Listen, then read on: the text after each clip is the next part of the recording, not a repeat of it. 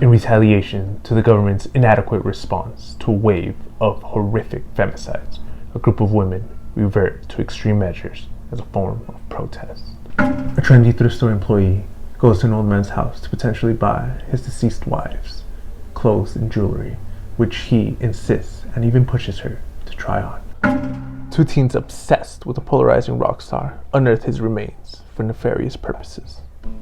Latino America has been producing some of the best contemporary short horror fiction, and leading the wave is none other than the Argentinian author, powerhouse, sorceress, Mariana Enriquez.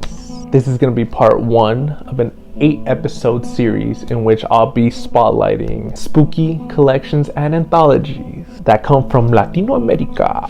Mariana Enriquez has been getting a lot of mainstream attention as of late because she wrote a novel named Our Share of Night, and I'm not even going front, I haven't read it. I primarily focus on short stories, so a novel, especially the size of that one, probably not gonna be read until I don't know when, but no time soon. To date, she has 3 collections that have been translated into English. Her stories tackle dark and morbid themes like depression, celebrity fanaticism, gender violence, but not in an overtly explicit way, which I tend to appreciate. I like more subtlety, or if it is explicit, it's not necessarily at the forefront. She does it in interesting ways with prose that is one of the best in the game right now. In her first translated collection, Things We Lost in Fire, the eponymous story is centered around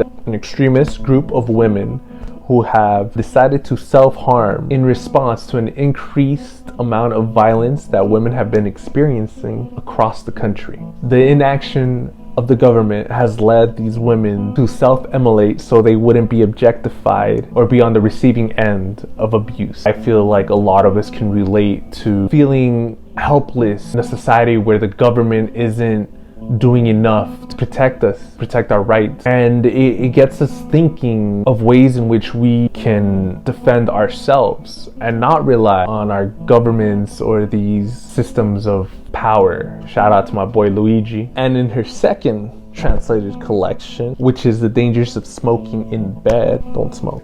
I have it right here. It's got a pretty cool cover. I don't know if you can see it. Within this collection, the story Meat touches upon celebrity worship, and not just celebrity worship, but just celebrity culture in general, and how notoriety and infamy can fuel toxic fandoms, especially among the most vulnerable or malleable, like teenage outcasts. And I feel like they're more susceptible to choosing these extreme figures as their role models. And in her newest collection, which is titled A Sunny Place for Shady People, fucking thick. And then the color combination is yellow and then purple. Lakers? Nah, the Lakers. Yeah, and this collection, her newest one, like I said, were you paying attention?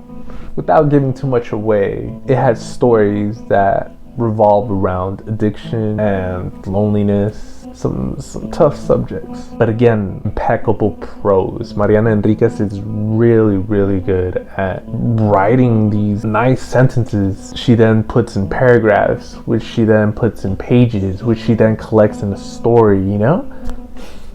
All 3 collections are filled with bangers upon bangers, but I do recommend starting with Things We Lost in the Fire, not just because it's her first collection, but I believe that it's her strongest one. Yeah, and that concludes this first episode. I hope you give Mariana Enriquez collections a shot, because you won't be disappointed. You really won't.